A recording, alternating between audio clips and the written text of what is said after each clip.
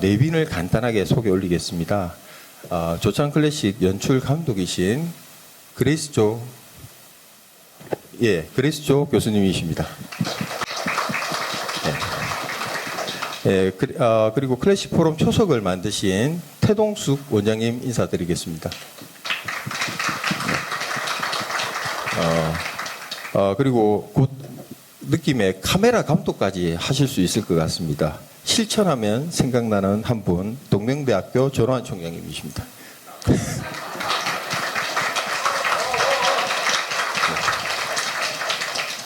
그리고 제일 중요한 분들이시죠. 잠시 뒤에 한번 봐주시겠습니까?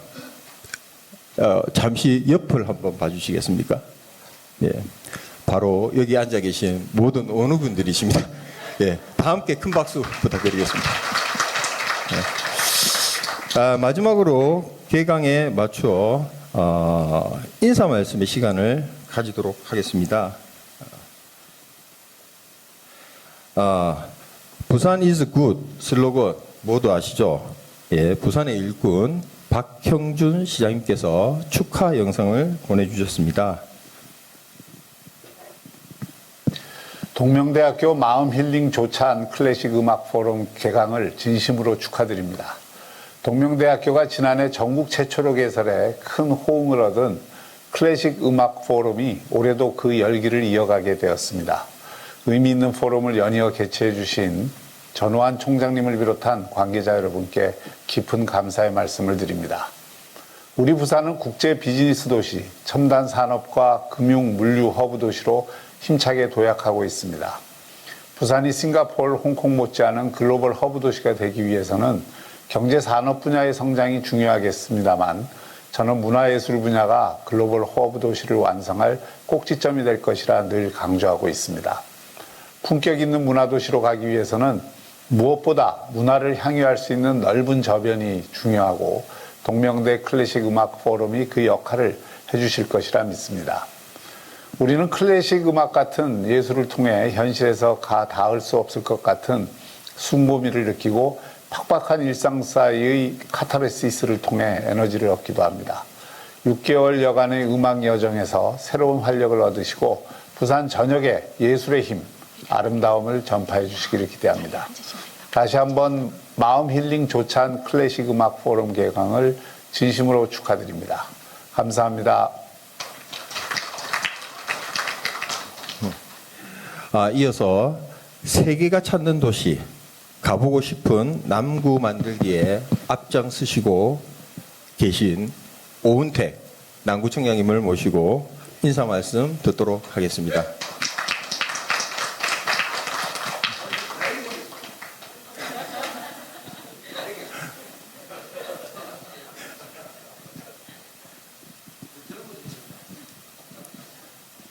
총장님, 저 16개 구군에서 가장 젊은 구청장이 접니다. 네, 여러분 안녕하십니까. 아침에 인사하라고 해서 왔는데 종이를 2장이나 적어주고 이걸 어째 아침에 다 인사를 드리겠습니까. 오늘 KBS, MBC 그리고 KNN 다 오셨네. 방송 3사가 다 오시. 카메라가 이래 많이 들어온 건 참 모처럼 보면 돌아보지 마십시오. 돌아보면 제가 분리할 수 있으니까 거기까지만 하시면 됩니다. 오늘 인사 말씀은 정말 많은데 아까 조금 전에 뒤에서 그런 이야기 했습니다. 베토벤의 교향곡 5번 운명이라는 거기 보면은 음악이 처음에 어떻게 시작하는 줄 아십니까? 빰빰빰빰. 왜 그랬을까요? 저는 잘 모릅니다만은 저의 관심을 끌기에는 충분한 음악이었다라고 생각됩니다. 그런 관심을 끌고 그 뒤에는 속삭이는 따라라라 따라라라 따라라라 하는데 야, 참 훌륭하신 분이구나. 저는 뵌 적도 없습니다. 뵌 적도 없는데 저는 만났지만 훌륭한지를 아무도 못 느끼시잖아요. 그럼에도 불구하고 참 좋은 선생님인 것 같다라는 그런 것 같습니다. 오늘 다른 이야기보다는 음악이라는 것은 각자마다의 마음의 상처를 치료해주는 약이라는 생각을 가져봅니다. 오늘 동명대학교가 가지는 조찬음악회를 통해서 내면에 있는 어떤 마음에 치료할 수 있는 좋은 시간이 되시기를 기원드리면서 오늘 전호환 총장님을 비롯한 아침부터 이런 시간에 참석해 주신 많은 선생님 여러분들께 다시 한번 감사를 드립니다. 축하드립니다.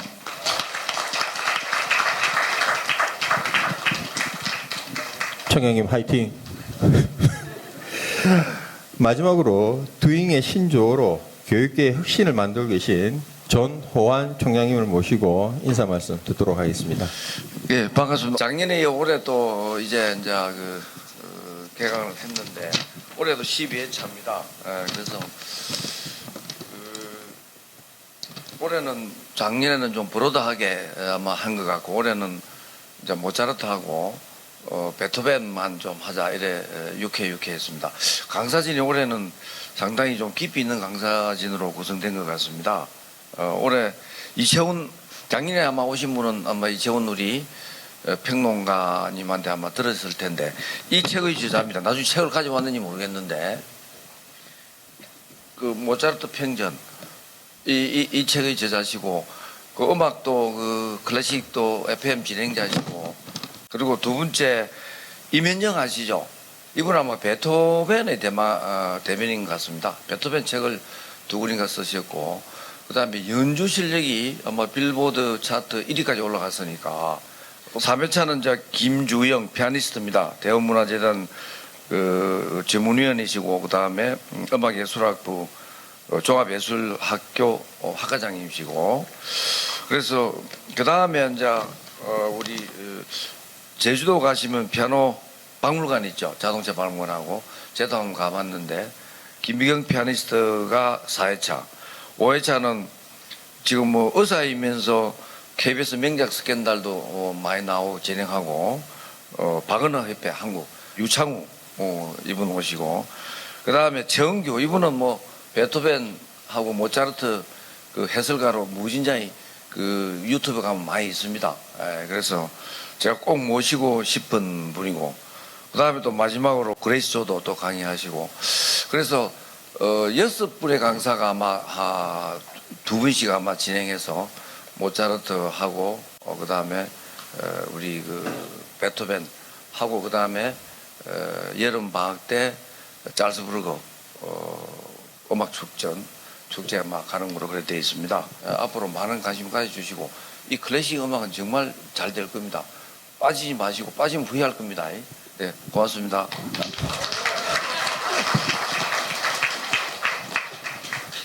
총장님 화이팅. 네. 그럼 금일 이채용 강사님을 소개해드리기 위해 그레이스 교수님에게 마이크를 넘겨드리도록 하겠습니다. 감사합니다. 네, 반갑습니다. 오늘을 저는 참 기다렸는데요. 여러분도 마찬가지시죠? 네. 2024년도 마음힐링 조찬 포럼 열어가시면서 내년에 그리고 앞으로 남은 인생은 더 행복하시고 멋진 여러분들로 더 변모해지시리라 저는 믿고 확신합니다. 오늘 그 첫 강연자로 우리 이채훈 강사님, 아까 우리 총장님께서 모차르트 평전 이 두꺼운 책을 들고 오셨는데 우리 소유순 대표님도 들고 오셔가지고 사인 받으실 거라고 들고 오셨습니다.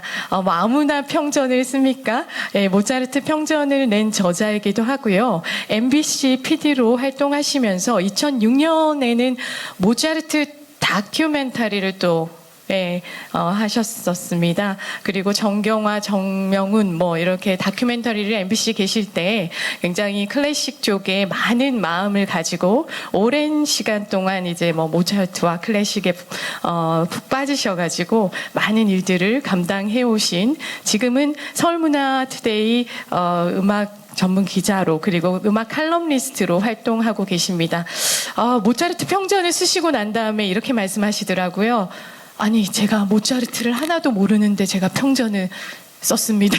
아까 이렇게 너무 겸손한 말씀하시는데 그만큼 모차르트가 방대하고 클래식 음악이 방대하고 계속해서 알아가는 그 새로운 그런 마음을 표현하신 게 아닌가 싶습니다. 여러분들 그 모차르트와 이채훈 PD님이 성격적으로 조금 닮은 게 있습니다. 약간 순진무구하신 그런 성격을 가지고 계신 점이 아닌가 싶습니다. 오늘 여러분 모차르트 평전의 저자 이채훈 우리 기자님과 함께 이채훈 음악 칼럼니스트와 함께 모차르트에 푹 빠져보는 시간 되길 원합니다. 우리 큰 박수로 이채훈 강사님 네, 맞아 주십시오. 네, 반갑습니다. 네.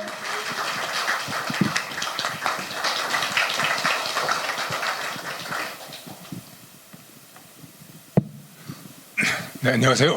소개받은 이채훈입니다. 그 6차례에 걸쳐 이제 모차르트에 대한 그 특강이 이어질 텐데요. 임현정 피아니스트 등 쟁쟁한 분들이 이제 다음 회부터 이어지는데 그 첫 회를 맡게 돼서 큰 영광입니다.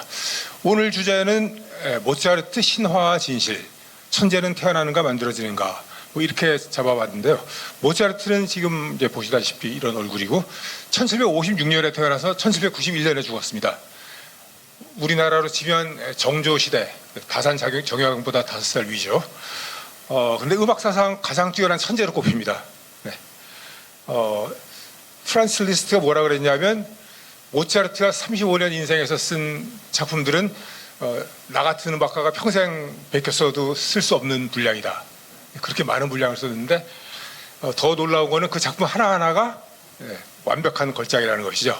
네, 그래서 너무나 뛰어난 천재이기 때문에 이게 사람 맞아? 외계인 아니야? 뭐 그런 얘기도 있었는데 오늘 주제는 모차르트도 우리와 똑같은 사람이다. 피와 살을 가진 인간이다는 것을 말씀드리려고 합니다. 7살 때 모차르트입니다. 입고 있는 옷은 오스트리아의 여제죠. 마리아 테레지아 앞에서 연주를 하고 그 왕자가 입던 옷을 선물로 받은 것입니다. 네, 그래서 이 옷을 입고 기념 초상화를 그렸고 그 다음에 연주 여행을 다닐 때도 이 옷을 입고 다녔었죠. 그래서 어린 모차르트는 그 신동으로 뭐 남다른 어떤 재능을 보였죠. 5살 생일이 되기 직전에 작곡을 시작했습니다. 네, 아버지가 그 기록을 해놨죠. 그러니까 6살 때 이제 협주곡을 작곡했는데 잉크가 막 번져갖고 알아볼 수 없을 정도로 엉망이 돼서 지금 전해지지 않습니다. 그 다음에 그 7살 때 배우지도 않은 바이올린을 연주해갖고 아버지와 아버지 친구들과 앙상블로 연주를 했습니다. 그리고 아버지 친구 중에 샤흐트너라는 분이 계셨는데 이분의 트럼펫 불고 바이올린도 하는 분인데 이분이 쓰던 바이올린을 모차르트가 좋아했어요. 그 버터 바이올린이라고 불렀는데 집에 와서 그 바이올린을 이 아저씨가 연주를 하니까 아저씨 지난번 거보다 8분의 1음 낮게 조율돼 있어요 라고 얘기했습니다. 그러니까 요 꼬마가 이게 무슨 소리야. 그런데 아버지가 얘가 음감이 정확하기 때문에 아마 맞을 거야. 그래서 확인해 보니까 애 말이 정확히 맞았다. 뭐 이런 얘기들이 전해지죠. 그리고 이제 9살 때 기악곡이 최고곡으로 꼽히는 교향곡을 작곡했고요. 그리고 음악이 이 어린이 모든 것이었습니다. 그래서 5살 위 누나와 이제 늘 놀았는데 누나와 놀다가 옆방으로 옮겨갈 때는 이제 누구든 음악을 연주를 했다. 그래서 바이올린 연주하든 뭐 피아노를 치든 그러면서 이렇게 행진해서 옆방으로 갔다 그러고 음악이 없는 놀이는 전부 다 죽은 거나 다름없었다. 네, 그러죠. 그리고 어렸을 때부터 집중력이 뛰어났다 그럽니다. 숫자를 처음 배우기 시작할 때는 집안에 있는 모든 종이, 그다음에 벽 온갖 데다 숫자를 막 써놓고 뭐 그랬는데 그 집중력이 아마도 그 작곡 능력으로 나중에 나타난 게 아닌가 싶습니다. 그래서 모차르트가 이렇게 뛰어나다 보니까 모차르트 음악을 들으면 머리가 좋아진다는 설이 퍼지기 시작했습니다. 1993년 미국 캘리포니아 UC 얼바인 대학의 프란시스 로셔라는 교수가 학생들을 상대로 실험을 했습니다. 학생들을 두 그룹으로 나누고 한 그룹은 모차르트 음악을 들려주고 또 한 그룹은 음악을 안 들려주고 공간지각 테스트를 했는데 그 결과를 보니까 모차르트 음악을 듣는 쪽이 성적이 약 15점 정도 더 나왔다. 그래서 이걸 네이처지에 실었어요. 네. 네이처랑 권위 있는 그 학술지에 실렸기 때문에 이게 뭐 맞는 이론으로 이제 인정이 돼갖고 전 세계에 화제가 됐죠. 그래서 미국의 돈 캠벨이라는 분이 모차르트 이펙트, 모차르트 효과라는 책을 내고 보다시피 이런 모차르트 이펙트라는 컴파일 CD를 내고 그래서 이걸 전 세계에 팔았죠. 그래서 이 사람이 일본을 거쳐 한국에까지 와서 강연을 하고 그랬는데 좀 이제 그 주장이 도를 지나서 모차르트 음악을 들었더니 뇌종양이 나았다. 뭐 모차르트 음악을 들었더니 뭐 빵이 더 맛있어졌다 등등의 주장을 펴기 시작했는데 이 말이 맞을까요? 확인해 볼까요? 네, 그때 프란시스 로시어 교수가 실험에 사용한 음악은 모차르트의 두 대의 피아노를 위한 소나타 D장조 KL 번호 448. 네. 빈에 도착해서 그 제자 아우에른하머라는 그 분하고 같이 연주하려고 작곡한 건데요. 이 곡을 들으면서 내가 머리가 좋아지나 한번 느껴보시기 바랍니다. 어디 갔어?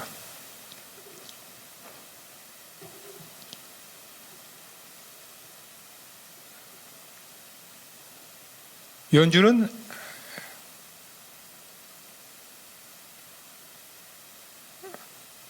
앤더슨 앤 로우인데요. 줄리어드 동물인데 이 신세대 감각에 맞는 동영상으로 전 세계적인 인기를 끌은 연주자입니다.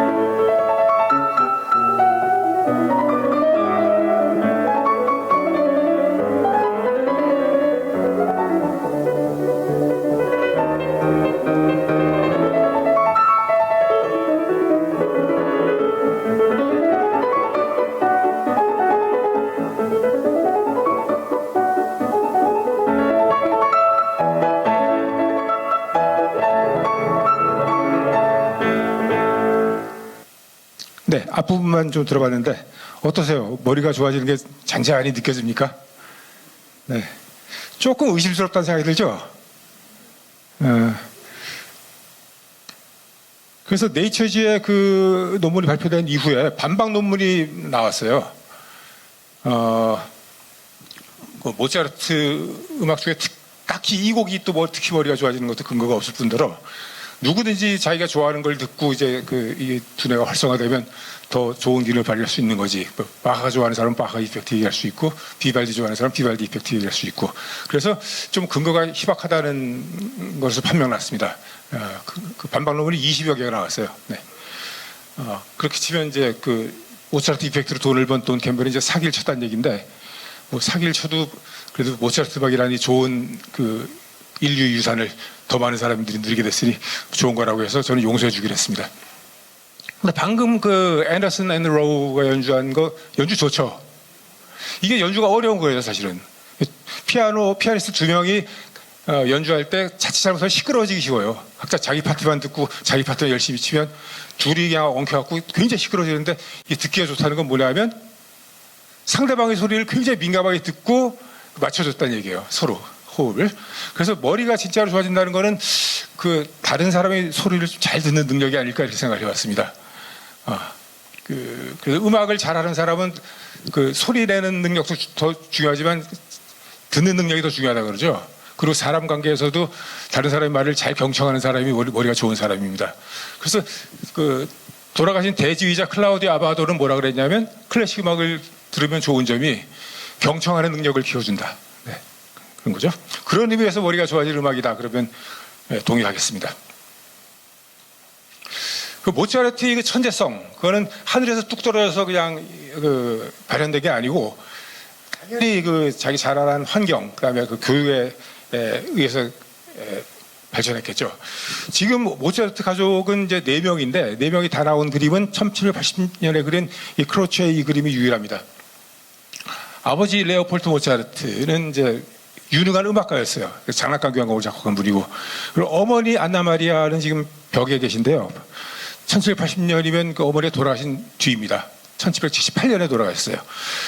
네, 안타까운 일이죠. 그리고 옆에는 이제 모차르트 5살 위 누나 마리아 안나, 그다음에 그 우리 모차르트가 그 가운데 있고요.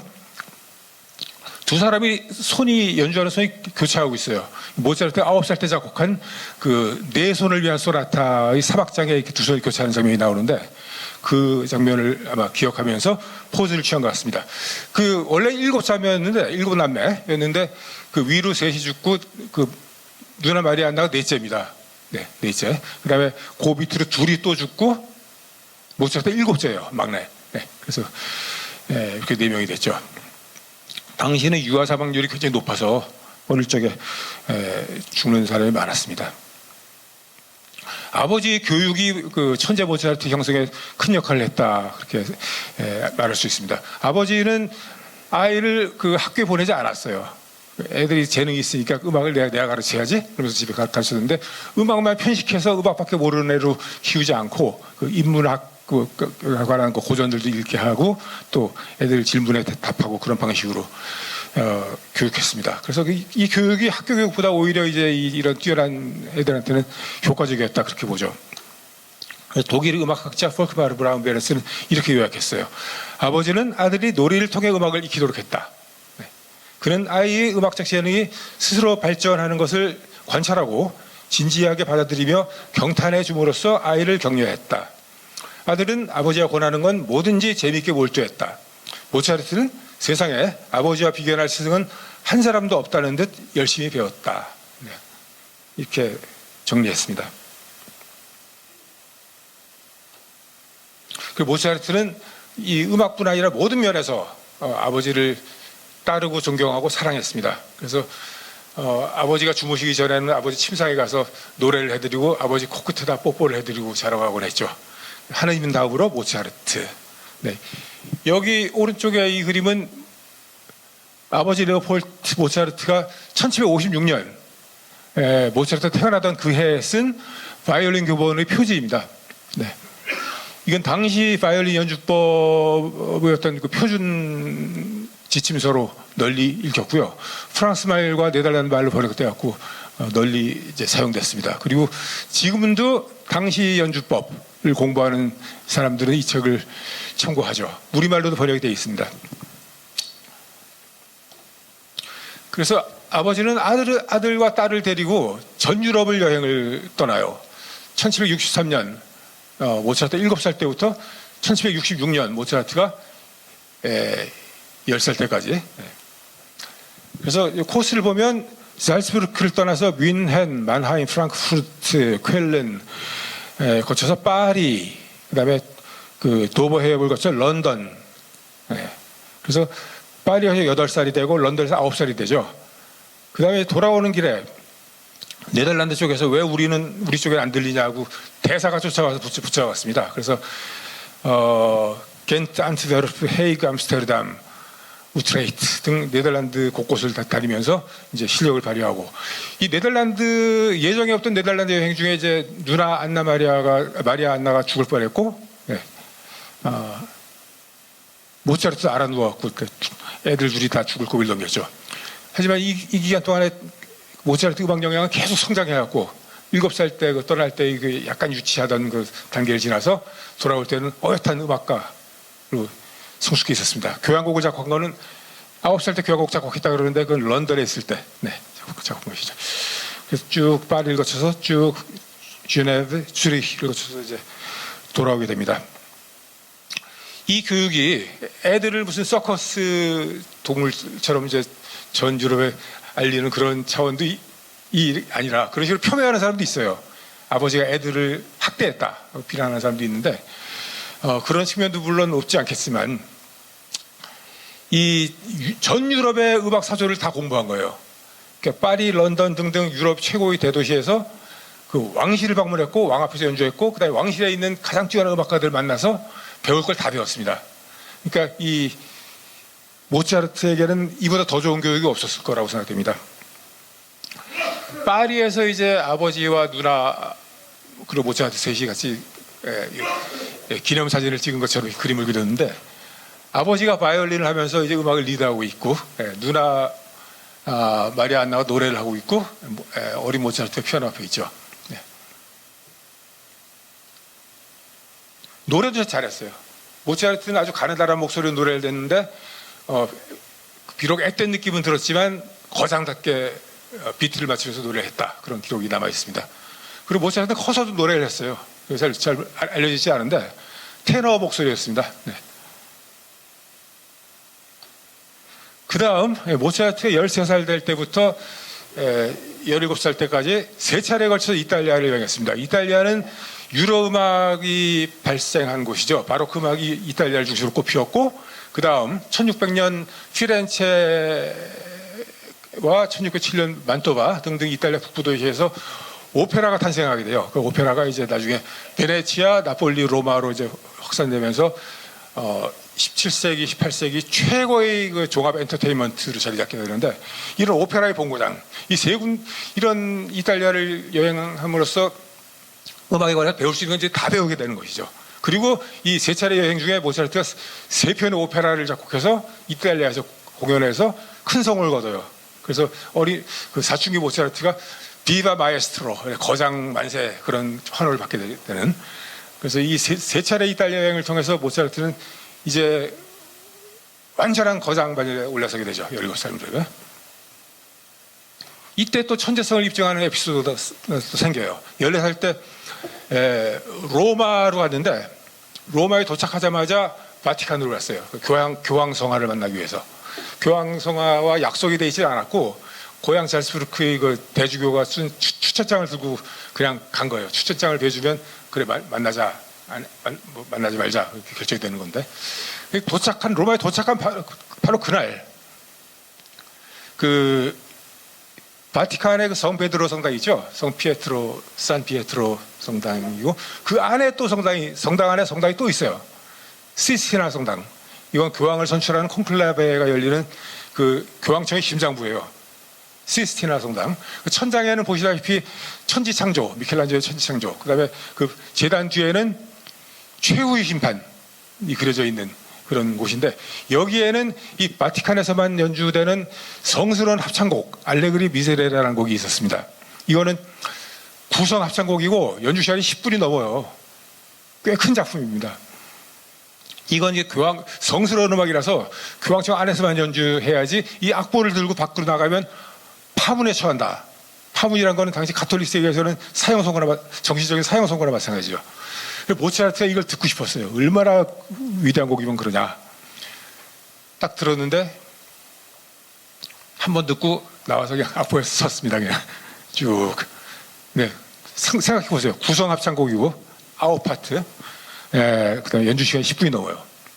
그걸 썼으니 대단한 거죠. 정확히 얘기하면 천하의 모차르트도 그 한 번 듣고 좀 헷갈린 데가 두 곳에 있었나 봐요. 한 번 더 듣고 2번 듣고 완성했습니다. 그래서 그 악보를 영국의 찰스 번이라는 음악사가한테 넘겨갖고 악보가 출판이 됐죠. 그래서 이 알레그레 미제레레라는 곡이 갖고 있던 성스러운 아우라가 사라져버리게 됐습니다. 근데 모차르트는 이 때문에 처벌을 받기는커녕 교황이 주는 황금박차 훈장이라는 아주 명예로운 훈장을 탔습니다. 너 같은 천재는 이 이탈리아에도 일치 없었다. 이 그림은 모차르트가 14살 때 그 그 이탈리아 처음 방문해서 그 쭉 오면 북쪽에 베로나라는 동네가 있죠. 베로나에서 그린 그림입니다.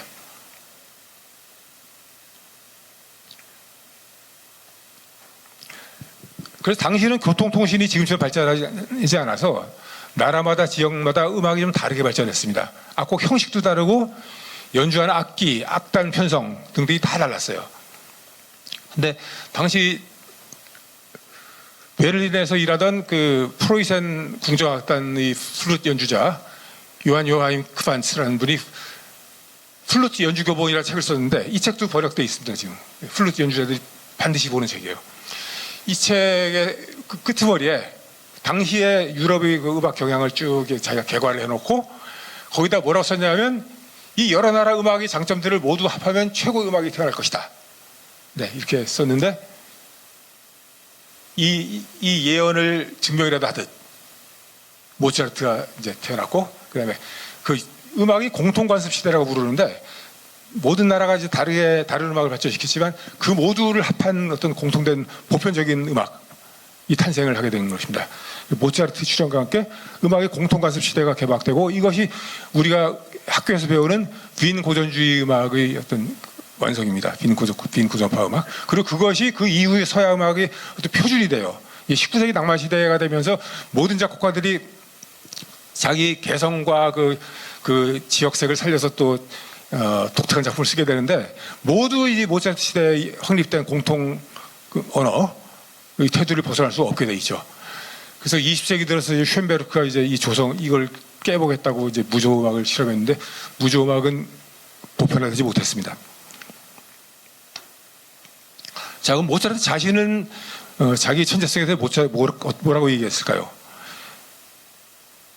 모차르트는 뭐 어려서부터 전 유럽을 다니면서 명성을 날렸기 때문에 엄청난 셀럽이었어요. 그래서 천재라는 소문이 쫙 나 있었고 만난 사람마다 실제로 그 천재성을 확인하려고 막 눈에 불을 켜고 봤죠. 1778년 만하임에서 만난 그 피아니스트 게오르그 히터 이분이 모차르트 연주를 딱 보더니 넋을 잃고 보더니 놀라서 이렇게 얘기했어요. 하나님 앞서서 난 암만 열심히 연습해도 쩔쩔 매는데 당신은 애들 노래처럼 쉽게 연주하는군요. 그러니까 모차르트가 뭐라고 그랬냐면 네, 저는 더 이상 연습이 필요 없을 때까지 열심히 연습했어요. 네. 요 말 딱 들으면 누가 떠오르나 하면 바하, 요한 세바스찬 바하. 네, 제일 위대한 음악가로 우리가 꼽는 바하도 모차르트와 똑같은 얘기했죠. 누구든 나처럼 열심히 하면 다 나만큼 할 수 있다. 근데 그렇게 열심히 하는 게 쉬운 일이 아니에요. 천재라는 거는 저 힘들린 듯 노력해서 모든 걸 배우고 그걸 이제 자기 걸로 소화해내서 창조해내는 능력 그런 게 아닌가 그런 생각을 하게 되죠. 작곡도 마찬가지입니다. 모차르트가 작곡한 악보를 쫙 땅에서 쌓으면 사람 키를 훌쩍 넘어갈 수는 많아요. 그래서 사람들이 얘는 작곡을 좀 쉽게 하나 보다. 머릿속에 똑똑하게 그냥 받아 적기만 하면 되나 보다. 그러는데 모차르트는 천만의 말씀이다. 제가 쉽게 작곡한다고 생각하면 저를 오해하는 것입니다. 고금이 위대한 작곡가 중 제가 철저히 공부하지 않은 사람은 한 명도 없습니다. 모차르트 저 전기를 보면 유럽에서 나온 뭐 영어로 된 거나 독일어로 된 거나 아니면 뭐 제가 쓴 한국말로 된 거나 모차르트가 언제 뭘 공부했고 그런 얘기는 안 나와요. 왜냐하면 그걸 기록을 안 했으니까. 예. 그런데 그 모차르트 전기에서 어떤 사건이 없는 시기가 있잖아요. 그 시기는 엄청나게 공부를 하던 시기였다고 보면 돼요.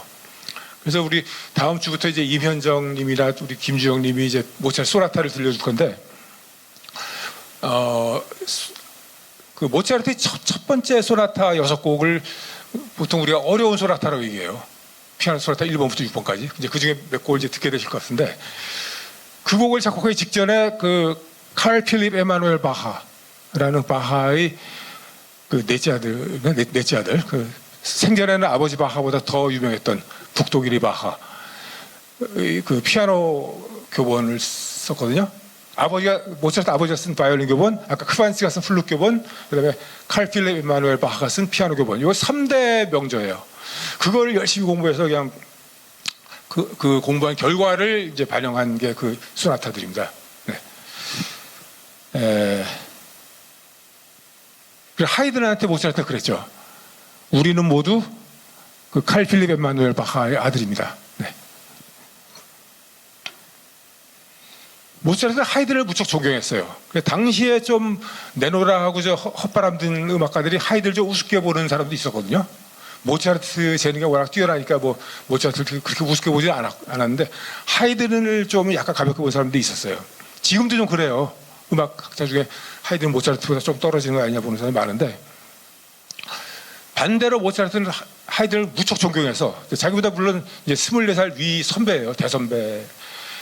근데 그 자기 혼자의 노력으로 이제 고전주의 형식을 이제 완성해낸, 교향곡의 아버지, 교향곡의 형식을 완성해냈고, 이걸 혈압상주곡 형식을 완성한 그거에 대해서 모차르트 존경을 표현했고, 빈에 도착해서 정착한 직후에는 하이든의 현악사주곡을 열심히 공부했어요. 그래서 하이든을 공부한 결과를 반영해서 자기도 현악사주곡을 썼죠. 그래서 1785년 2월 12일 모차르트가 하이든과 함께 자기 신작 현악사주곡 세 곡을 연주를 해요. 그 가정 집안에서 자기 집에서 살로마키처럼 친지들 초청해서 연주를 했는데, 연주가 끝나고 하이든이 이렇게 얘기했어요. 그때 모차르트 아버지가 와 있었거든요. 신 앞에서 정직한 인간으로 말하건대 당신의 아들은 제가 만났거나 이름을 아는 작곡가들 중 가장 위대한 작곡가입니다. 그는 모든 작곡 기법에 능통하며 세련된 취향을 가지고 있습니다. 이렇게 얘기했습니다. 하이든이 자기보다 까맣던 후배인 모차르트에게 자기보다 훨씬 뛰어나다고 칭찬을 한 거죠. 이렇게 이 정도 반열에 오른 대가나 거장들은 참 누구 질투도 안 해요. 그냥 소탈하게 인정합니다. 그리고 모차르트도 마찬가지로 하이든을 존경했죠. 그래서 모차르트는 그 혈악사중주곡 6곡, 새로 작곡한 6작품을 하이든에게 헌정을 해요. 존경으로 바치는 거죠. 이건 뭐 헌정해서 돈 받고 그런 게 아니고, 출판해서 돈 받고 그런 게 아니고, 존경의 마음으로 그 자기 노작을 이제 선배에게 바치는 거죠. 그 헌사를 썼는데 이렇게 썼죠. 탁월하고 고귀한 분이여, 저희의 제 6자식이 있습니다. 오랫동안 공들여 노력한 결과물입니다. 간절히 바라건대 친절히 받아주시길, 이 아이들이 아버지, 안내자, 친구가 되어주시길 간청합니다. 그래서 이 악보들도 이제 나중에 출판이 됐는데, 그 출판된 그 악보의 서문처럼 이렇게 첨부되어 있습니다.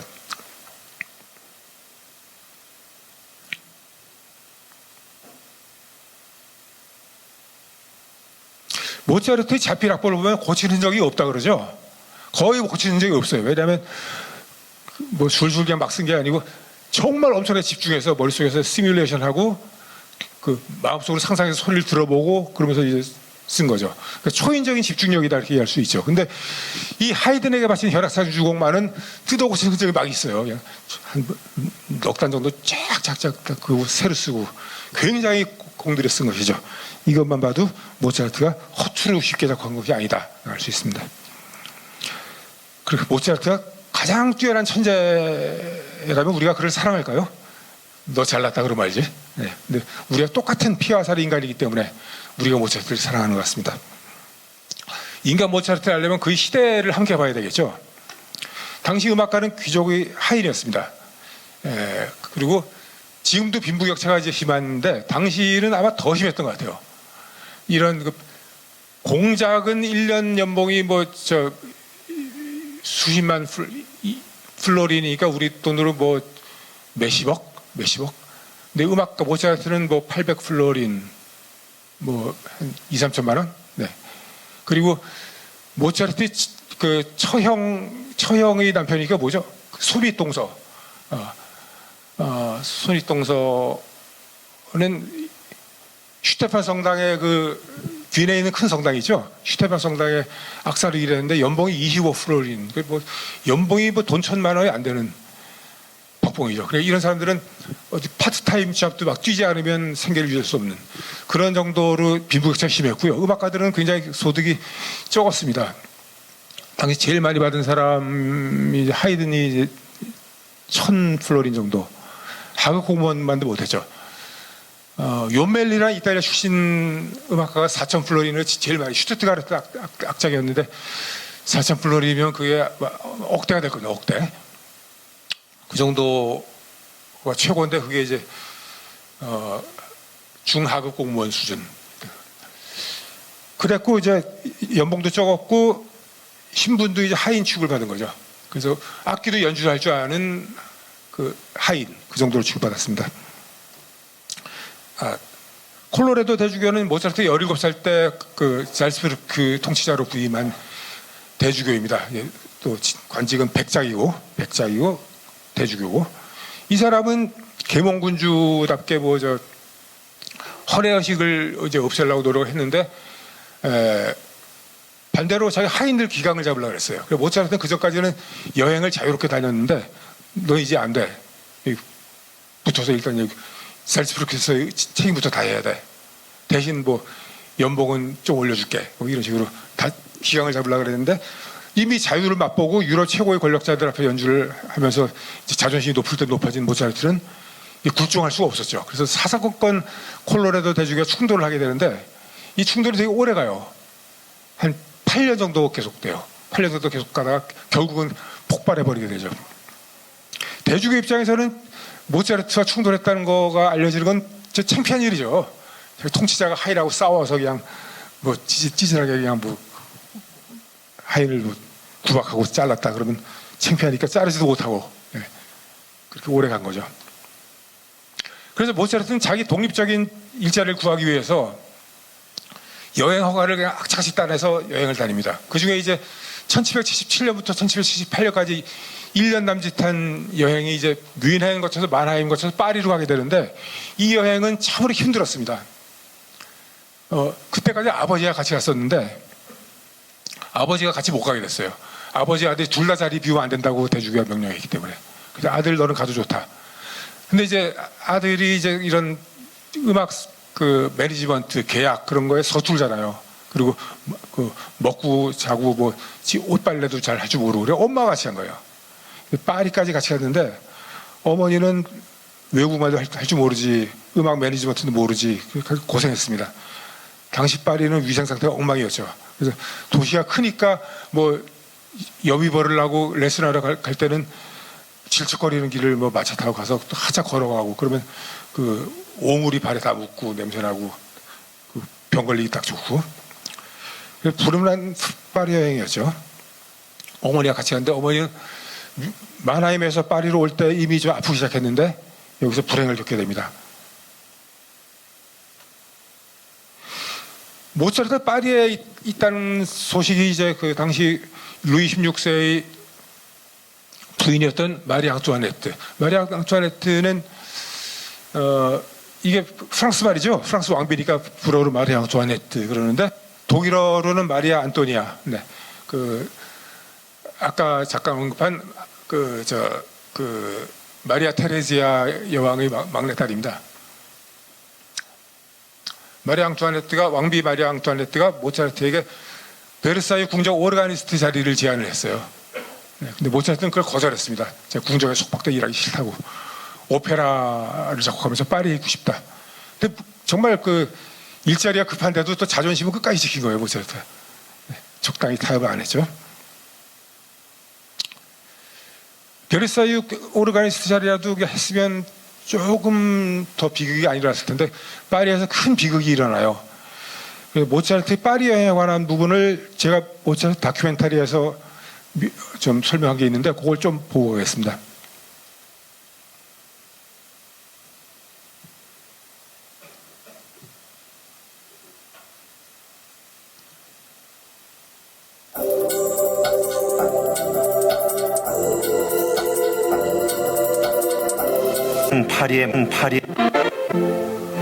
모차르트는 파리에 8년,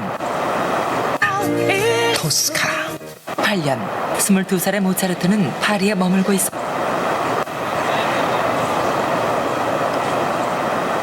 1778년, 22살의 모차르트는 파리에 머물고 있었다. 이제 청년이 된 천재는 이 문화와 예술의 중심지에서 화려한 도약을 꿈꿨다. 플루스카 불려주고 파리에서 모차르트가 작곡했습니다. 네, 이 아름다운 곡을 작곡하고 작곡료를 못 받았어요.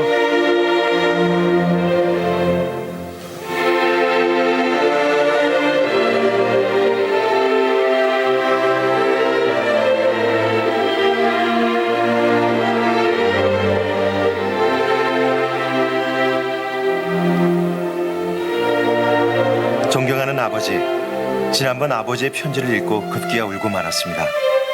입을 옷이 없으시다고요. 이제 저는 파리의 모든 희망을 걸고 있습니다. 바짝 정신을 차려서 하루빨리 아버지의 궁색한 처지를 해소해드리겠습니다. 그럼 안녕히. 하느님은 우리를 저버리지 않으실 거라고 믿습니다. 아버지 손에 1000번의 입맞춤을 올리며. 6살 때부터 유럽 순회 여행을 통해 세상을 떠들썩해 한 신동. 21살의 모차르트는 이탈리아에서 기사 자기를 받을 만큼 명성을 얻는다. 파리는 어린 볼프강을 가장 환대한 도시였다. 하지만 다시 온 파리에서 모차르트는 철진한 유행이었다. 저는 도착해서 30분 동안 크고 온기라고는 없는 방에서 기다렸습니다. 마침내 샤브 백작 부인이 들어오더니 대뜸 연주를 해보라는 겁니다. 하는 수 없이 꽁꽁 언 손으로 가련하고도 비참하게 피아노를 치기 시작했습니다. 가장 기막힌 일은 그 부인과 신사 양반들이 음악은 듣지 않은 채 스케치에 열중하는 것이었습니다. 저는 의자와 탁자를 향해 연주하는 꼴이었습니다. 이들에게 들을 수 있는 귀가 있고 느낄 수 있는 가슴이 있다면 주변에서 일어나는 씁쓸한 일들을 그저 웃어넘길 수 있을 텐데요.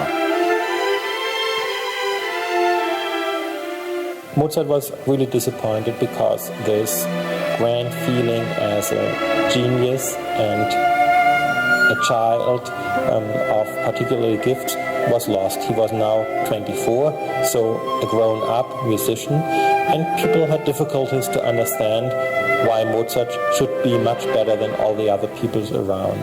Sa vie parisienne, c'est une vie difficile parce que il lui faut subsister. Pratiquement personne ne l'aide. Et subsister pour lui, ça voulait dire, entre autres, donner des leçons. Et ça, c'était une chose qu'il détestait.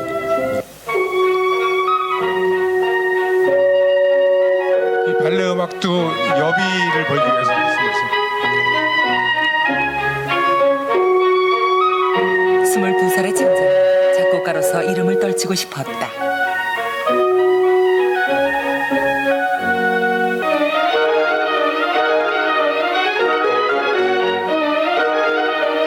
파리에 도착한 지 3개월 후 모차르트는 오페라 극장 발레단의 요청으로 이 발레곡을 작곡했다. 하지만 정작 모차르트가 쓰고 싶은 것은 오페라나 교향곡이었다. 피아노도 없는 작은 방에서의 궁핍한 생활이 계속됐다.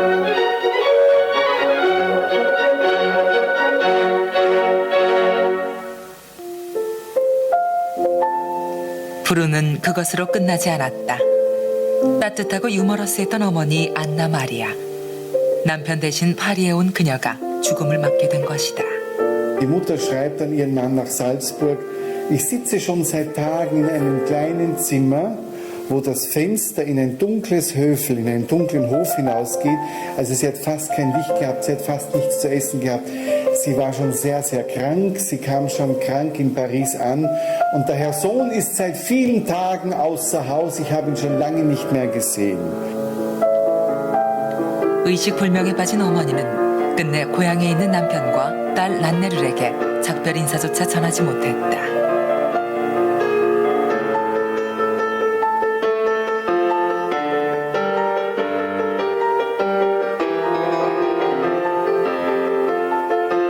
어머니의 임종을 지킨 모차르트는 잘츠부르크로 2통의 편지를 보낸다. 한 통은 친구에게 보낸 것으로 이 고통스러운 소식에 아버지와 누나가 충격을 받지 않도록 잘 전해달란 편지였다. 또 한 통에는 아버지가 마음의 준비를 하도록 어머니의 병이 위중하다는 선의의 거짓말을 담아 보냈다. 매우 슬프고도 우울한 소식을 전해드립니다. 사랑하는 어머니께서 많이 편찮으십니다. 희망과 두려움이 교차하는 며칠 낮밤을 지내면서 저는 오직 신의 의지에만 매달렸습니다. 하느님이 정하신 일은 언제나 가장 옳다는 것을 잘 알기 때문입니다. 이제 슬픈 생각은 접어두기로 하죠. 희망을 가집시다. 너무 많이는 말고. How she could die, how that could happen. And the slow movement when he is really, really asking, as if asking for her forgiveness for all of the things that he didn't do for her. In the last few months, they were just the two of them together. And he really didn't care enough for her. And that is the feeling. And total desperation is in the A minor.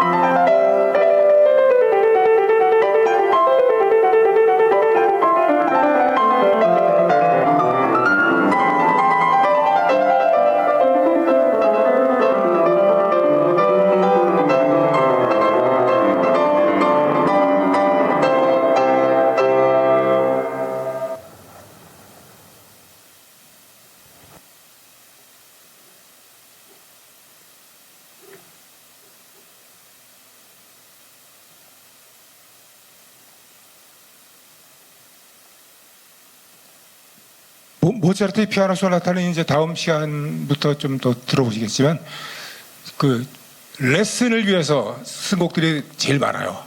근데 지금 들으신 A 단조 소나타 같으면 파리에서 어머니가 돌아가신 직후에 그냥 자기 마음을 담아서 그냥 작곡한 거죠. 네. 드문 케이스라고 할 수 있습니다. 파리에서 이제 취직에 실패하고 어머니까지 잃는 그런 비극을 겪고 모차르트는 잘츠부르크로 돌아가지 않았어요. 그 대주교가 통치하는 그 속박의 땅으로 돌아가는 게 죽기보다 더 싫었던 거죠. 그래서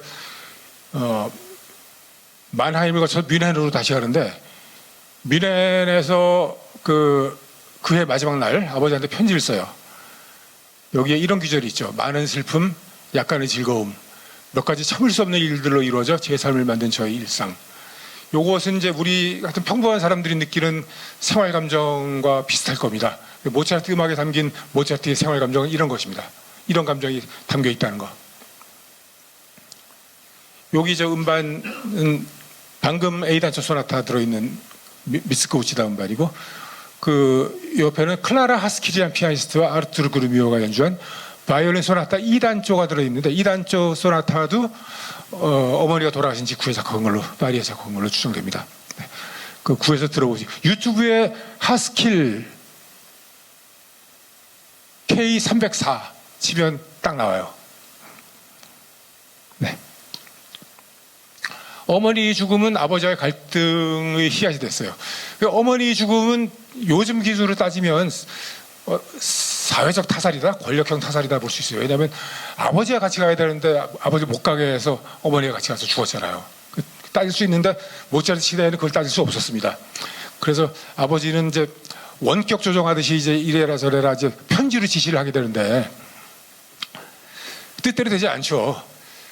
살츠부르크에서 파리까지 편지가 가는데 아흐레 걸렸어, 아흐레. 네, 그래서 업데이트된 소통이 안 되는 거예요. 그래서 어머니가 돌아가신 게 7월 3일인데 아버지가 7월 4일자 편지에서 뭐 이제 이렇게 해라 저렇게 해라 누굴 만나라 잔뜩 써서 보냈어요. 자기 아내가 죽은지도 모르고. 네.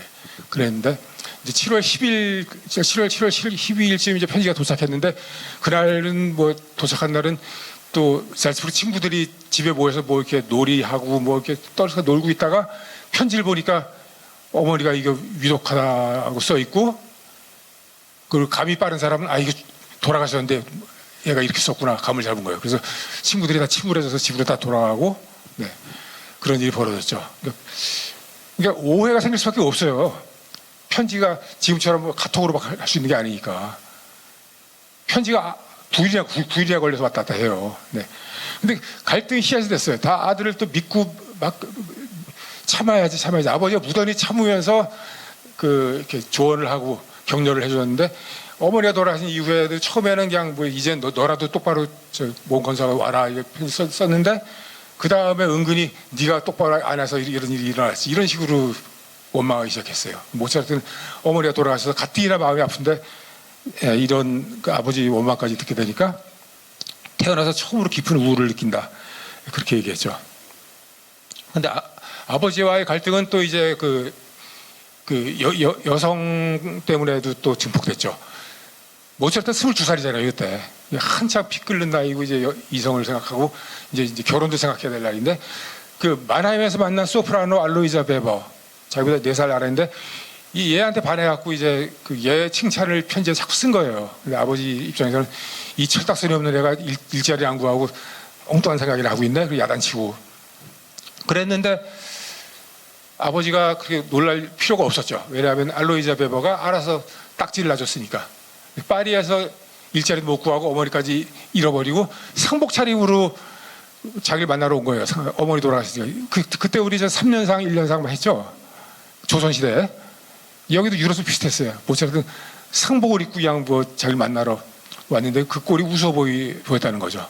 그리고 이 모차르트가 자기한테 자기를 좋아하고 음악 가르쳐주고 친절히 대해주는 게 싫지는 않았지만, 뭐 키도 땅땅하고 160도 안 돼요. 그리고 얼굴에 어릴 적에 네덜란드에서 알았던 어릴 적에 천연두 자국이 남았어, 꼼보고. 그러니까 이 남자로 안 느껴지고 매력이 없었다는 거예요. 나중에 모차르트 죽고 나서 모차르트 자기 사랑했다고 자랑하고 다녔는데, 그때는 아주 냉정하게 딱지를 놨죠. 그러니까 아버지가 걱정할 필요가 없었어요. 그런데 걱정할 일이 또 생긴 거예요. 3년 있다 모차르트 비엔나에서 데뷔한 다음에 그 알로이자의 동생 콘스탄체랑 급속히 친해져서 이제 얘 없으면 못 산다 이렇게 된 거예요. 또 편지에다 또 얘 칭찬을 이렇게 해대고, 아버지가 대경 실색해서 너는 유럽 최고 음악가가 돼야 되는데 이 여자 일로 신세를 망치려고 그러냐. 그런데 이번엔 아버지 허락도 안 받고 결혼해버렸어요. 예, 모차르트는 또 한다면 하는. 아버지한테 편지에 사랑이 중요하지 돈 때문에 결혼하고 싶지 않다고 또 이렇게 쓰는 편지에 썼어요. 그러니까 아버지를 또 가르치려고 들어요. 또 아버지 입장에서 괘씸하죠. 그리고 이제 비엔나에서 이제 데뷔한 다음에 황제가 모차르트를 초청했어요. 모차르트가 유명하다는 건 다 아니까. 그리고 어릴 적 황제 요셉 2세는 어렸을 적에 모차르트 7살 때 모차르트를 본 적이 있어요. 근데 이제 커서 왔다니까 궁금하고 불러서 연주를 시키고 물어봐, 자네는 왜 결혼 안 하나? 왜 좋은 가문의 교수와 결혼하지 않았나? 물어보니까 제 노력과 재능으로 사랑하는 사람을 먹여 살릴 수 있습니다. 네, 요즘 같으면 이제 품성 좋은 젊은이들이 함직한 얘기인데 당시로서는 꽤 파격적인 얘기였던 것 같습니다. 영화 아마데우스 보면 모차르트가 프리랜서 음악가로 데뷔하는 과정이 재밌게 묘사된 대목이 있는데요. 지금 시간 관계상 이거 그냥 건너뛰어야 될 것 같은데. 네. 볼까요? 보죠.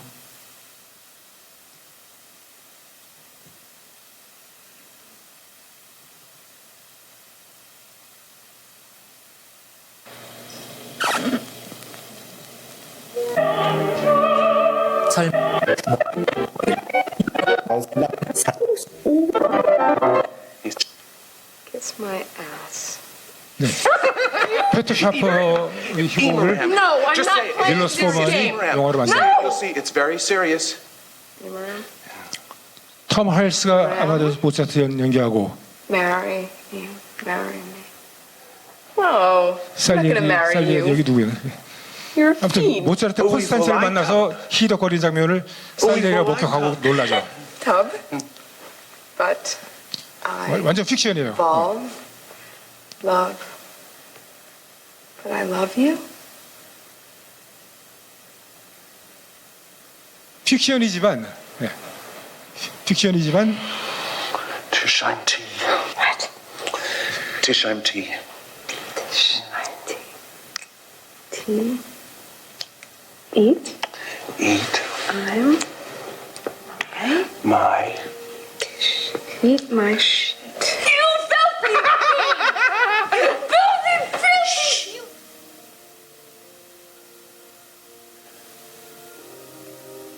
my music. They've started without me.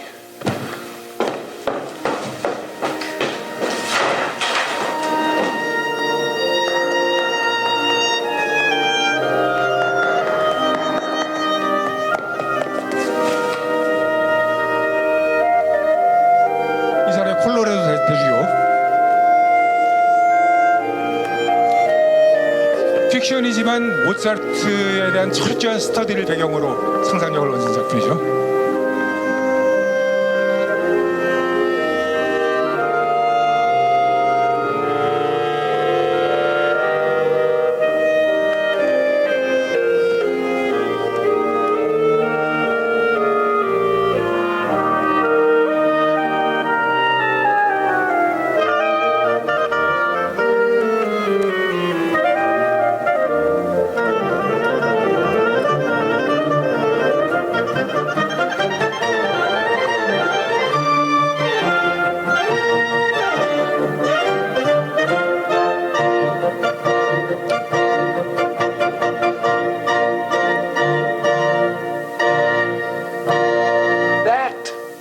Was Mozart. That giggling, dirty-minded creature I'd just seen, crawling on the floor. Well, I think that went off remarkably well, don't you? Indeed. These Viennese certainly know good music when they hear it, don't you think? Certainly. Your Grace? Ah, Mozart. Why? Why what, sir? 콜로라도 대주가 화가 나 Why 있죠. do I have to be humiliated in front of my guests by one of my own servants? The more license I allow you, the more you take. If His Grace is not satisfied with me, he can dismiss me. I wish you to return immediately to Salzburg. Your father is waiting for you there patiently. No, Your Grace. I mean, with all humility, I would prefer you dismissed me. It's obvious I don't satisfy. I have no intention of dismissing you. You will remain in my service and learn your place.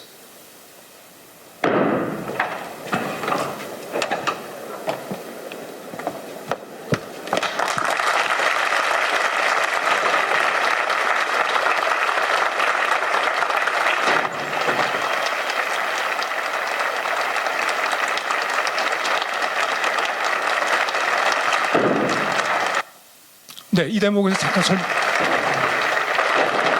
잠깐 설명을 올릴게요. 여기 장소는 비엔나입니다. 빈. 근데 살츠부르크 대주교 콜로라도가 비엔나에 와 있는 거는 아버지가 위독한 것도 하나 있고, 그다음에 황제 요셉 2세의 즉위 세리머니에 참석해야 됐기 때문입니다. 근데 그때 모차르트는 뮌헨에 가 있었어요. 오페라 이도메네오를 공연한다고 한 달 휴가를 내고 갔는데 모차르트가 이제 될 대로 되라고 식으로 석 달을 머물러 버린 거예요. 거기서 이제 자기 오페라를 사람들이 인정해주고 환호해주고 또 음악 친구들이 또 잘해주니까 이제 살츠부르크 대주교 따위는 남 이제 필요 없다, 그냥 완전히 자르려면 잘라라 그러고 그냥 석 달이나 있다 온 거예요. 그러니까 대주교가 화가 나 있죠. 그랬고 비엔에서 만났는데 이제 대주교는 본때를 보여주겠다. 넌 차제, 너는 누가 네 월급을 주는지 가르쳐주겠다. 그래서 대외 활동을 금지하고 자기가 주최하는 음악회반에 출연하도록. 모차르트는 이제 그게 또 불만이었죠. 황제 앞에도 나가야 되고 시민 앞에서도 연주하고 싶은데. 그래서 이제 갈등이 폭발하게 되는데 1781년 6월 8일 모차르트를 이제 설득하다 안 되니까 모차르트 엉덩이를 걷어차서 쫓아내게 됩니다. 글자 그대로 발길로 엉덩이를 이제 차서 쫓아내게 되죠. 모차르트 엉덩이 걷어차기 사건인데, 그게 그 서양 음악 사상 최초의 프리랜서 음악가가 탄생하는 순간입니다. 보통 베토벤이 최초의 프리랜서 음악가라 그러는데, 베토벤은 프리랜서 음악가로서 순풍에 도출했는데 성공을 한 사람입니다. 청각 장애 때문에 이제 고난을 겪었지만 베토벤은 성공적이었습니다. 근데 모차르트는 너무 빨리 프리랜서 음악가가 되었고 음악 시장이 충분히 성숙하기 전에 자유음악가로 활동하는 바람에 고생을 꽤 했죠. 프리랜서 음악가로서 모차르트는 성공했다고 얘기하기 어려워요. 그렇다고 완전히 실패한 것도 아니지만 그런 차이가 있습니다. 맞을까요? 그래서 조금 전의 장면이 대단히 상징적인 게 궁정사회에서 걷어차여서 시민사회로 넘어가게 되는 모차르트의 어떤 전환, 그걸 상징적으로 잘 보여주고 있다 생각됩니다.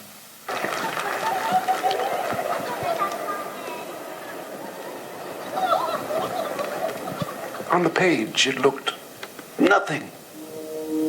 The beginning simple. 모차르트의 그란 파르티타 B 플랫 장조, 관악 합주를 위한 세레나데입니다. 이 영화를 통해서 갑자기 유명해진 Like a 작품. rusty squeeze box. And then, suddenly, high above it,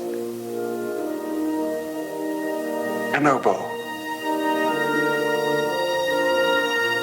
A single note hanging there, unwavering. Until a clarinet took it over. And sweetened it into a phrase of such delight.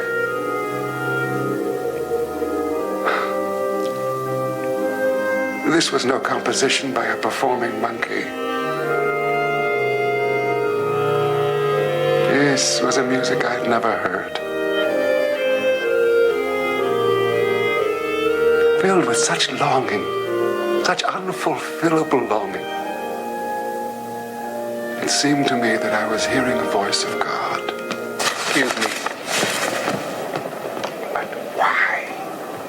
Why would God choose an obscene child to be his instrument? 네, 지금 요 대사가 이 영화 아마데우스의 핵심 센텐스죠. 평범한 사람이 대명사, 살리에리 한탄이었습니다. 그래서 모차르트가 프리랜서로 데뷔하는 순간을 상징적으로 잘 묘사했다는 생각이 듭니다. 이제 빠른 속도로 정리하겠습니다. 빈 초기에 모차르트는 성공했습니다. 초기에 피아노 협주곡으로 대중 앞에 서서 인기를 끌었죠. 지금이나 그때나 대중 앞에 서야 사람들이 환호하죠. 그래서 초기 협주곡을 의도적으로 쉽게 썼습니다. 그래서 전문가도 만족시키면서 거리 마부들도 휘파람 불 수 있는 곡이다. 그래서 연수익 3,700불대를 올렸는데 이건 하이든 연봉의 3배가 넘는 액수였습니다. 굉장히 바빴습니다. 일이 너무 많아서 무슨 얘기부터 해야 될지 모르겠다. 아침부터 오후 2시까지 레슨을 한다. 그리고 점심을 먹고 식사 후에 1시간쯤 쉰다. 작곡할 수 있는 시간은 저녁 때뿐이다. 하지만 예약 연주회가 자주 열려서 작곡할 시간을 보장할 수 없다. 지금도 연주할 피아노 협주곡을 2곡 더 써야 된다라고 아버지에게 아주 행복한 고민을 토로하죠. 1784년 3월 모차르트 연주회 일정입니다. 1일부터 31일까지 도합 19번이나 있습니다. 자기가 직접 주최한 예약 연주회 아카데미도 있었지만 자기가 협주곡을 작곡하고 그걸 직접 연주하고 또 표도 자기가 미리 판매해서 예약받는 그런 것도 했지만 귀족의 궁정에 초대받아서 연주하는 것도 계속 있었습니다. 이렇게 많았죠. 그러니 작곡할 시간이 어디 있었겠어요. 그리고 모차르트는 작곡할 시간을 안 막는데 당구 집에서 놀고 그다음에 때로 집에서 무도회도 개최하고 밤새 춤추고 이거 어떻게 했나 몰라요. 외계인이 맞는 것 같아요. 1783년 12월에 아버지에게 보낸 편지에서 자기 일과를 쓰는데 아침 6시에 일어나서 옷을 갖춰 입는다. 7시부터 2시간 동안 작곡을 한다. 그다음에 그때부터 오후 1시까지는 레슨을 한다. 레슨을 하고 점심을 먹는다. 그다음에 친구들 만나기도 하고 그리고 저녁 때는 연주회를 가거나 아니면 연주회가 없으면 작곡을 한다. 10시까지. 근데 어떤 때는 급할 때는 밤 1시까지 작곡하는데 다음날은 어김없이 6시에 일어난다. 굉장히 부지런했죠. 그러니까 와인을 좋아하기도 하고 맥주도 가끔 마셨는데 취하도록 억막으로 마신 적은 없는 거죠. 네. 그래서 알버트 아인슈타인이라는 음악학자는 모차르트의 이런 특성을 신들린 근면성이다 이렇게 얘기했습니다. 다른 위대한 작곡가들이 다 신들린 근면성을 갖고 있는데 모차르트가 가장 대표적인 예다 그렇게 얘기했죠. 그리고 1785년 성공의 정점에서 아버지와 화해합니다. 1785년 2월 11일 아버지가 이제 아들이 성공을 보러 빈에 왔는데 그때 바로 그날 피아노 협주곡 20번을 초연을 했죠. 그 낭만 시대 협주곡의 효시라고 불리는 걸작입니다. 당시의 음악적 관습을 뛰어넘은 걸작을 쓴 거예요. 그 이제 이제 귀족의 취향을 맞춰주려고 자기를 죽이는 걸 더 이상 하지 않게 된 거죠. 자기 자신감에 바탕을 두고 마음껏 작곡을 하게 된 거죠. 그 다음 날 아까 말씀드린 현악사 중주곡 연주회가 있었고 하이든과 만나서 그런 얘기를 들었고 한 달 후인 3월 10일 이제 새로운 피아노 콘체르토 21번 C장조 엘비라 마디간에 나오는 그 아름다운 안단테죠. 여기 오늘 이제 시간 관계상 건너뛸 텐데 이 곡을 끝나고 아버지 레오폴드가 감격의 눈물을 흘렸다 그럽니다. 뭐냐면 그 아름다운 안단테 악장의 한 대목에서 아버지 소나타를 인용을 해갖고 아버지에게 경의를 표한 것입니다. 그걸 음악에서는 오마주죠.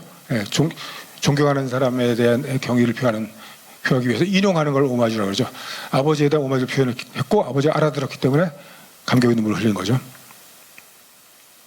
그래서 자유음악가로 활동한 기간은 10년입니다. 1781년 데뷔해서 1791년 죽을 때까지 10년 동안 피아노 콘체르토, 클라리넷 콘체르토, 아이네 클라리넷 나흐트 무직, 교향곡, 피아노 소나타, 현악사 중주곡 등 이런 많은 곡을 작곡하게 되는데 놀라운 것은 모차르트의 음악이 어릴 때뿐 아니라 커서도 해마다 발전하는 모습을 보인다는 거예요. 뒤로 갈수록 음악이 더 원숙한 농익은 느낌이 듭니다. 그래서 빈 시절에 쓴 피아노 콘체르토가 17곡입니다. 그 대중 앞에 나서서 자기를 알리고 이제 그 수입을 올리기 위해 쓴 곡인데 1783년에 3곡, 1784년에 6곡 굉장히 많이 썼죠. 베토벤이 5곡, 쇼팽이 2곡, 뭐 라흐마니노프가 4곡 쓴 거에 비하면 모차르트가 어마어마하게 많이 쓴 거예요. 근데 초기의 곡들은 흥행을 극대화하기 위해서 쉽게 썼다는 거예요. 전문가도 만족시키고 거리 마부도 피아노 볼 수 있는 거. 그 다음 이제 자기 경제적으로 안정을 찾고 자신감을 가진 다음부터는 자기 내면 세계를 펼치기 시작했는데 그게 1785년에 쓴 3곡, 그 D단조 콘체르토 KL466, 1786년 3곡, C단조 콘체르토 KL491, 그다음에 프리메이슨 음악이라고 할 수 있는 이 C장조 협주곡 KL503, 이 등등은 완전히 예술가 모차르트가 전면으로 드러나는 작품입니다. 그 다음에 좀 뜸해졌어요. 이제 빈 경제가 침체하기 시작했습니다. 터키와 전쟁이 터지고 인플레이션이 일어나고 수입이 줄어들기 시작합니다. 그래서 다시 대중적인 곡을 써서 어떻게 수입을 올릴까 해서 26번 대관식 콘체르토와 27번 비플레상 소나타 협주곡, 요건 또 다시 좀 더 쉽게 썼어요. 그러니까 이 상황에 따라서 청중들의 취향에 맞춰 쓰기도 했다는 거죠. 그래서 17곡을 우리가 이해하면서 들으려면 요걸 좀 잘 기억해 두시면 좋습니다. 그 모차르트가 가장 심혈을 기울인 열정을 쏟은 작품은 오페라입니다. 보시면 알겠지만 오페라 악보는 두꺼운 장편소설처럼 악보가 이렇게 두꺼워요. 제 책만큼 두껍습니다. 네. 피가로의 결혼, 돈조반니 마수피리, 이거 최고 걸작인데 우리가 이 오페라와 그리 친하지 못한 거는 오페라 너무 길기 때문에 이탈리아 말, 독일 말로 되어 있기 때문에 어려움이 있죠. 근데 이게 최고 걸작이라는 거. 피아노 협주곡이 모차르트 살아있을 때나 지금이나 제일 큰 인기를 누리고 있어요. 그런데 그 니메첵이라는 분이 체코 사람인데 최초의 모차르트 정기를 쓴 사람인데 이 사람이 모차르트의 모든 작품들을 이렇게 그 분류를 해놨어요. 그래서 제일 중요한 게 오페라. 그 다음은 이제 피아노 곡인데 피아노 곡은 생계를 위해서 쓴 측면이 있다. 네, 이렇게 얘기했습니다. 근데 가면 갈수록 더 넓은 시민사회를 지향했습니다. 귀족과 성직자의 취향에 맞추는 것을 벗어나 일반 시민들을 타겟으로 쓰는 경향을 보였는데 그 35살의 때 이른 죽음을 맞았죠. 굉장히 안타까운 거죠. 베토벤이 등장한 거는 모차르트가 죽은 다음 해입니다. 모차르트의 바톤을 이어서 빈 음악의 왕자가 된 거예요. 모차르트가 35이 아니라 뭐 저처럼 변변치 않은 인간도 60 살고 있는데 저만큼 살았으면 어떤 음악을 만들었을까요? 참 상상이 안 가죠. 그래서 1790년 하이든은 더 큰 시장인 런던, 세계 최대 도시고 세계에서 가장 많은 돈과 사람이 모이는 런던으로 가게 됩니다. 여긴 하이든은 런던에서 2년 동안 2만 플로린, 모차르트가 전성기 때 버는 거의 8배 정도 더 벌어요. 엄청나게 버는 거죠. 모차르트도 런던으로 가려고 그랬는데 못 가고 죽게 돼요. 근데 하이든과 작별할 때 같이 이제 식사를 하면서 얘기를 했는데 두 사람 다 엄청난 셀럽이기 때문에 두 사람이 얘기한 게 이제 목격담으로 전해집니다. 모차르트가 하이든을 살살 놀리죠. 파파 하이든이라고 그래요. 하이든이 사람이 좋고 친절하니까 파파 하이든이라고 불렀는데 파파는 영국에서 고생하실 거예요. 나이도 있고 영어도 못 하시잖아요. 그러니까 하이든이 또 능청맞게 받아넘기죠. 하지만 사람들은 내 음악을 다 알아듣지. 내 음악이 보편적인 언어라는 거예요. 아까 말씀드린 음악의 공통관습 시대, 공통 언어, 네, 그 보편적인 언어가 확립된 시대라는 거죠. 하이든과 모차르트가 이 고전 시대를 완성한 사람인 거죠. 그래서 우리 음악사, 서양 음악사를 400년으로 보면 1600년은 최초의 오페라 에우리디체, 1607년 만토바에서 몬테베르디 오르페오가 나온 1600년, 거기서부터 뭐 대략 잡아 2000년까지 약 400년의 역사를 가진 서양 음악을 우리 클래식이라고 부른다면 그거는 직선으로 발전하는 어떤 그래프가 아니고 성운처럼 보일 겁니다. 중심이 있고 그 주변에 이제 작품 하나, 작곡가 하나를 별 하나, 성운 하나로 본다면 이런 안드로메다 성운처럼 보일 텐데 그 한가운데 이제 모차르트와 베토벤이 있다. 네. 그래서 이번에 모차르트 6회, 베토벤 6회 강연하는 것이 클래식의 에센스로 가는 단도직입적으로 클래식의 본질, 그다음에 가장 뛰어난 클래식으로 가는 길인데 그걸 참 잘 선정하신 것 같습니다. 네. 클래식 음악의 역사는 고라프트 생각 말고 이거 생각하세요. 이 기간 모차르트, 베토벤이 빈에서 맹활약한 이 기간에 나온 게 모차르트 오페라 피가로 결혼 돈조반니 마술피리, 베토벤의 교향곡 에로이카 운명 전원, 뭐 7번까지. 9번 환희의 순간은 좀 그 다음이고요. 그것이 클래식 음악의 가장 중요한 그 핵심이 되는 작품이다. 네, 그렇게 할 수 있습니다.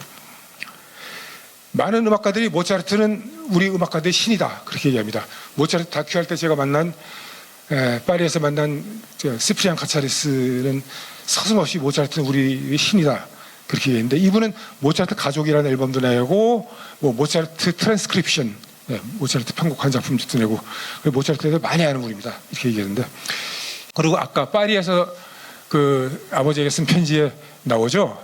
그들에게 음악을 들을 수 있는 귀, 음악을 느낄 수 있는 마음만 있다면 어떤 어려움이 닥쳐도 웃어넘길 수 있을 텐데요 라고 썼죠. 네. 모차르트 음악을 이해하기 위해서 우리에게 필요한 것은 음악을 들을 수 있는 귀, 느낄 수 있는 마음입니다. 네. 네, 시간을 좀 초과했는데 경청해 주셔서 감사드립니다.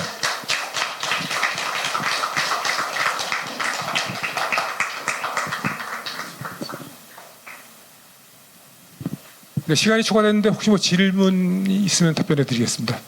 바쁘신 분들은 먼저 가셔도 되고요.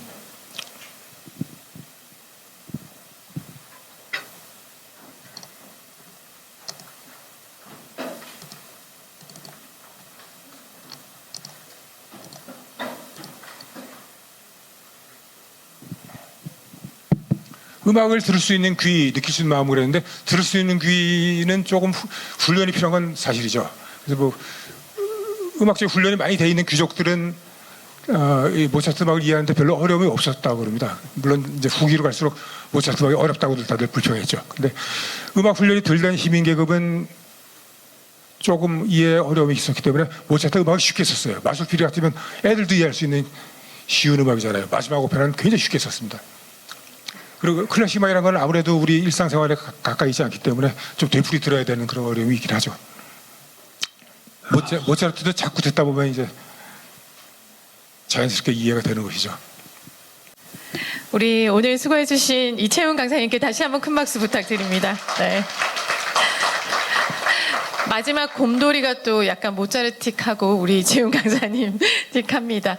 네, 오늘도 모차르트와 함께 행복한 시간 되셨으리라 생각합니다. 마지막 또 공지한 사항 하나 알려드리고 또 오늘 조찬 포럼은 마칠까 합니다. 여기 보이시는 피터 핑거라고 아시는 분도 있으실 거예요. 세계적인 기타리스트이고 독일 사람인데 베토벤은 정말 기타를 작은 오케스트라에 비유했지요. 한국에 내한합니다. 대구와 제주에서 만석으로 공연을 다 마치고 부산은 제가 그래도 부산에 급히 잡았어요. 아주 급하게 부산 중간에 오늘 제가 군산 공연을 위해서 내일 군산 공연을 위해서 군산을 가거든요.